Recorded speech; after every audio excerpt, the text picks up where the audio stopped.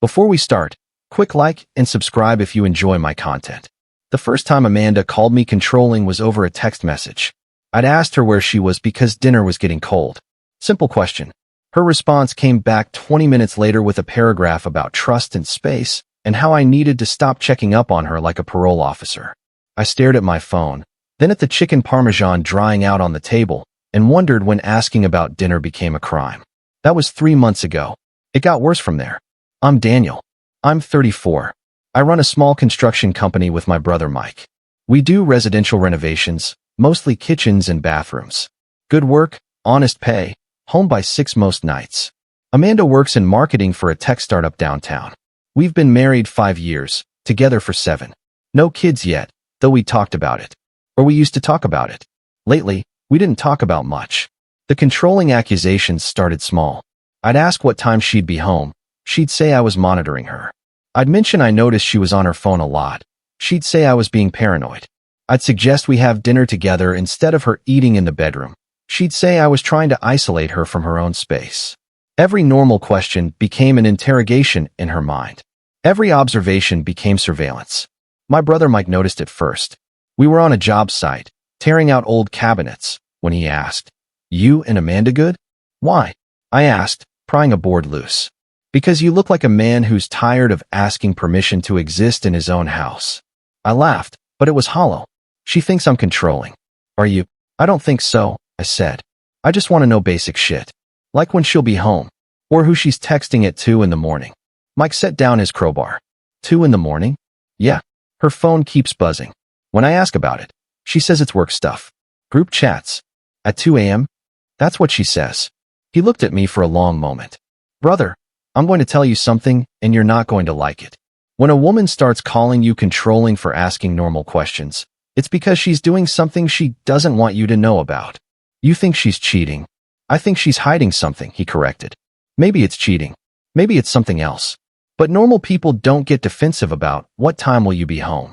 I wanted to argue with him, but I couldn't. Because he was right. That night, I tried a different approach.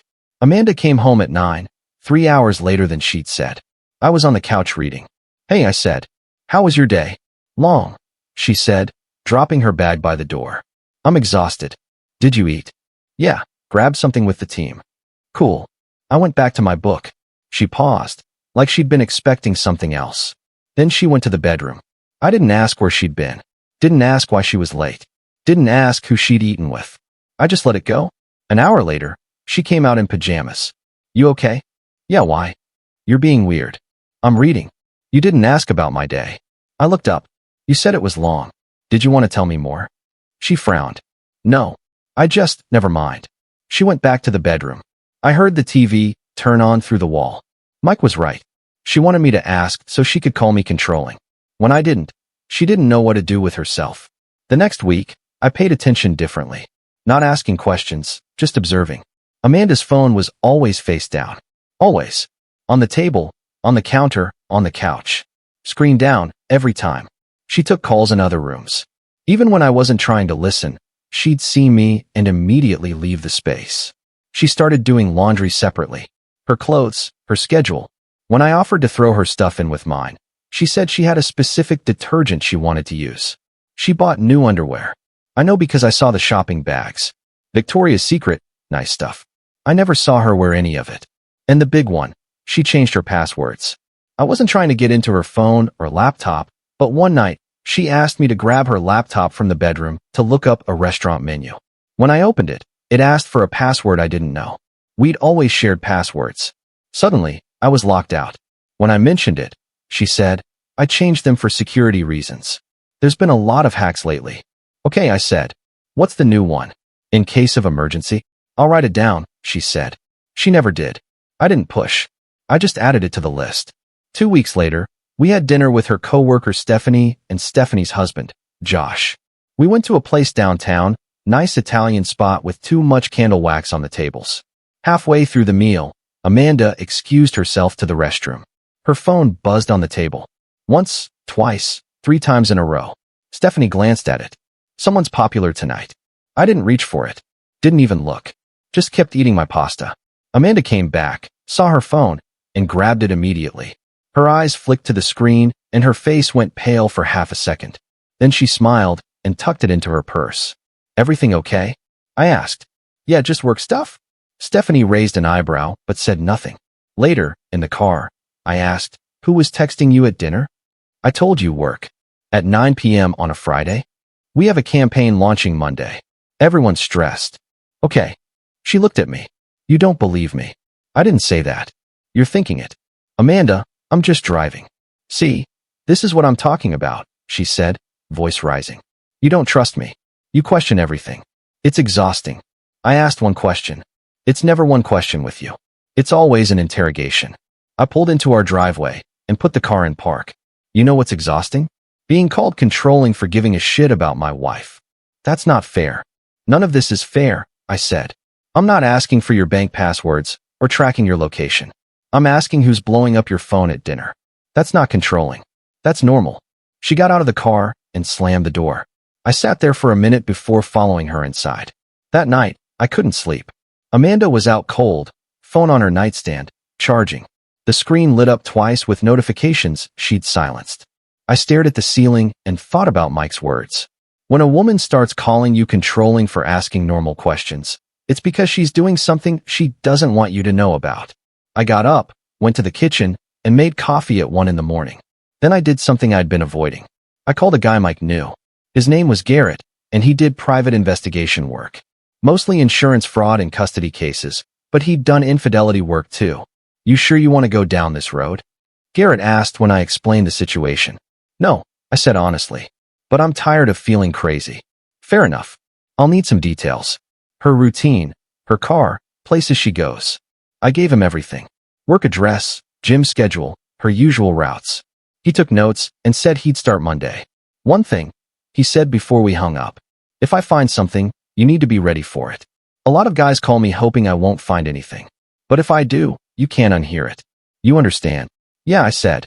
I understand. Monday came. I went to work and tried to focus on a bathroom remodel. Mike kept looking at me like I was a bomb about to go off. You call that guy? He asked during lunch. Yeah. And? He starts today. Mike nodded. You doing okay? I will be, I said. One way or another. That night, Amanda was cheerful. She made dinner, asked about my day, laughed at a dumb joke I made. It felt like the old days, before the accusations and the distance. Part of me wanted to call Garrett and tell him to stop. Maybe I was wrong. Maybe she was just stressed and I was reading into things. Then her phone buzzed, and she grabbed it so fast she nearly knocked over her wine glass. Sorry, she said, laughing nervously. Thought it was my boss. Is it? No, just spam. She turned the phone face down. Again. I let it go. But I didn't call Garrett off. 3 days later, he sent me a text. Can you meet? I have something. We met at a diner near my work site. Garrett slid a folder across the table. That was fast, I said. It wasn't hard, he replied. Your wife's not exactly covert. I opened the folder. Photos. Amanda's car parked outside a gym I'd never heard of. Amanda walking into a coffee shop with a man I didn't recognize. Amanda sitting across from the same man at a restaurant, laughing, leaning in close. Who is he? I asked. His name's Colin. He's a marketing director at a different firm. They met at a conference 6 months ago. Based on what I've seen, they meet 2 to 3 times a week. Coffee, lunch, occasionally dinner. Are they sleeping together? I can't confirm that yet, Garrett said. But the body language suggests more than professional. And there's this. He pulled out another photo. Amanda and Colin in a parking garage, standing close. His hand on her lower back. Her looking up at him with a smile I used to think was just for me. I closed the folder. Okay. You want me to keep going? Yeah, I said. I need to know everything. Over the next week, Garrett built a timeline. Amanda wasn't just meeting Colin for coffee. She was meeting him at a hotel twice. He got photos of them going in together, not coming out for 2 hours. He also found something else. Your wife has a second phone, Garrett said during our next meeting. What? Burner. Cheap prepaid. I saw her use it once when she thought no one was looking. Pulled it out of her gym bag, made a call, put it back. That's how she's keeping the communication hidden. A second phone. All this time I'd been wondering about her messages, her late-night notifications, and she had a completely separate device I didn't know about. Can you get the number? I asked. Working on it, Garrett said. But brother, you've got enough here. The question is, what do you want to do with it? I looked at the photos spread across the table. My wife with another man. Smiling. Touching. Disappearing into hotels. I want to confront her, I said. But not yet. Not until I have everything. Smart, Garrett said. Let me finish the job. Give me another week. That week was hell. I went home every night and pretended everything was normal. Amanda would ask about my day. I'd ask about hers. She'd lie. I'd smile. She called me controlling twice that week. Once for asking if she wanted to watch a movie together. Once for mentioning that she seemed distracted. Both times, I just nodded and walked away. Because I knew. And knowing made all the difference. Finally, Garrett called. I've got it all. Everything you need. We met one last time. He handed me a thick folder and a USB drive. Photos, timeline, phone records from the burner once I got the number. There's also video from the hotel lobby. She checked in with him last Thursday. Paid cash. Gave a fake name. I took the drive and the folder. How much do I owe you? He quoted a price. I paid it without flinching. One more thing, he said. The second phone. It's probably in her car or her gym bag. Somewhere you don't normally look. If you want the nuclear option, find it before you confront her. She can't deny what you're holding. I nodded. Thanks, Garrett. Good luck, man. I'm sorry it turned out this way. Me too. That night, Amanda said she was going to the gym. She'd be back in an hour. The second she left, I went to her car. I checked the glove box, under the seats, in the side pockets. Nothing. Then I checked the trunk. Tucked into the spare tire well, wrapped in a gym towel, was a phone I'd never seen before. I turned it on. No password. She didn't think anyone would ever find it. The messages loaded. Hundreds of them. Amanda and Colin. Texts that made my stomach turn. Plans to meet. Complaints about me. Photos I'd never wanted to see. One message stood out. Colin, when are you going to leave him? Amanda, soon. I just need to figure out the house situation. He'll fight me on it. Colin, you deserve better than someone who doesn't trust you. Amanda, I know. He's so controlling. I can't even breathe. I screenshotted everything. Sent it to my email. Put the phone back exactly where I found it. When Amanda came home an hour later, sweaty and cheerful, I was sitting at the kitchen table with my laptop open. Good workout? I asked. Yeah, felt great. I'm going to shower. Before you do, I said, we need to talk. She froze. About what? About Colin. Her face went white. What are you talking about? I turned my laptop around. On the screen was a photo of her and Colin walking into a hotel. Who is he? I asked calmly. That's not what it looks like. It looks like my wife checking into a hotel with another man. You had me followed? Her voice jumped an octave. Are you serious? This is insane. This is exactly what I'm talking about. You're controlling, paranoid. I found your second phone. I interrupted. She stopped mid-sentence. It was in your trunk, I continued. Wrapped in a towel. I read the messages. All of them. So before you call me controlling again, before you gaslight me one more time, let me be very clear. I know everything. She stared at me, mouth opening and closing like a fish.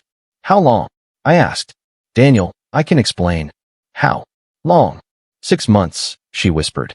6 months. Half a year of lies. Half a year of her calling me controlling while she was cheating. Are you in love with him? I asked. She didn't answer. Amanda, are you in love with him? I don't know, she said finally. Maybe. I nodded. Closed my laptop. Stood up. Where are you going? She asked. Guest room, I said. You can sleep in our bed tonight. Tomorrow, I'm calling a lawyer. Wait. Please. Can we talk about this? We are talking about it. You cheated. For 6 months. You lied to my face. You called me controlling for asking normal questions while you were fucking someone else. What exactly is there to talk about? I made a mistake, she said, tears forming. I got confused. Work was stressful and Colin was there, and it just happened. It didn't just happen, I said. You got a burner phone. You planned hotel visits. You built a whole separate life. That's not a mistake. That's a choice. I'll end it, she said quickly. Right now? I'll call him and end it. We can go to counseling. We can fix this. No, I said. We can't. Why not? You haven't even given me a chance to. Because you called me controlling, I cut in. For 6 months, you made me feel like I was crazy for noticing what was right in front of me. You didn't just cheat on me, Amanda. You tried to make me doubt my own sanity. And I'm done. I walked to the guest room and locked the door. She knocked for 20 minutes. Apologizing, begging, crying. I put in headphones and drowned her out. By morning, I'd already called a lawyer. Her name was Patricia Chun, and Mike's ex-wife had used her. She was sharp, no nonsense, and available for a consultation that afternoon. I brought the folder, the USB drive, and screenshots from the burner phone. Patricia looked through everything with the expression of someone who'd seen this 1,000 times. "This is pretty clear-cut," she said. "Infidelity, evidence of intent to leave, discussions about assets. You're in a good position. What do I do?" I asked. "File first," she said. "Don't tell her you're doing it. Just file. She's already talking about the house with her boyfriend. If you wait, she'll try to make moves on your assets. Get ahead of it. How long does this take? Depends on how cooperative she is. With this evidence, I'd say 4 to 6 months if she doesn't fight. Longer if she does. And the house. You bought it before marriage?" "Yeah, but she's been contributing to the mortgage. She'll get something for that. But the house stays yours unless you want to sell and split. We'll figure out equitable distribution. The infidelity helps your case." I signed the retainer agreement and left her office feeling lighter than I had in months. When I got home, Amanda was at the table with red eyes and a mug of coffee. "We need to talk," she said. "I already talked to a lawyer," I replied. "Papers will be filed by end of week." Her face crumpled. "You're not even going to try?" "Try what?" "Forgiving you for something you're not even sorry about." "I am sorry." "You're sorry you got caught," I corrected. "There's a difference." She stood up, angry now. "You know what? Maybe I did cheat. But you drove me to it. You made me feel suffocated. Like I couldn't breathe in my own marriage." "I asked where you were," I said flatly. "I asked who you were texting. I asked you to spend time with me. If that's suffocating, then yeah, I'm guilty." "It wasn't just that. It was everything. The way you looked at me. The way you questioned every little thing. Because you were lying about every little thing," I shot back. "You want to blame me for noticing? Fine. But don't rewrite history. You chose to cheat. You chose to lie. That's on you." She grabbed her purse. "I'm staying at Stephanie's." "Good," I said. "Take your second phone with you." She flinched, then walked out. The next 3 months were paperwork and silence. Amanda hired her own lawyer. They tried to argue for spousal support. Patricia shut it down with the evidence of infidelity. They tried to claim she deserved half the house. Patricia showed the dates of purchase and the mortgage records proving I'd paid 70%. In the end, Amanda got a small settlement for her contributions and walked away. No alimony. No house. No claims on my business. She sent me one email after it was finalized. "I hope you're happy. You destroyed our marriage over your insecurity." I didn't respond. But if I had, I would have said this. I didn't destroy our marriage. I just stopped letting you pretend it existed. 6 months after the divorce, I sold the house. Too many ghosts.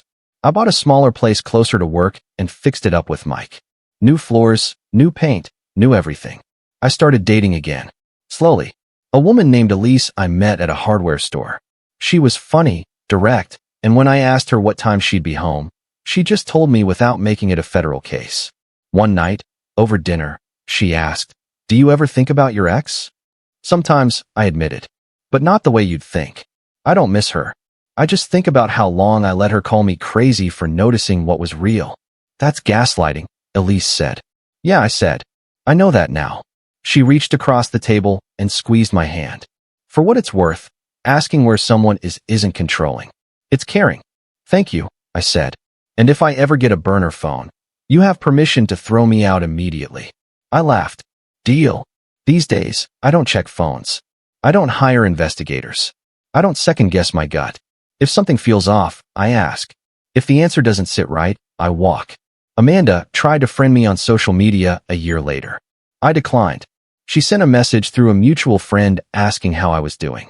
I didn't respond. I heard through the grapevine that things didn't work out with Colin.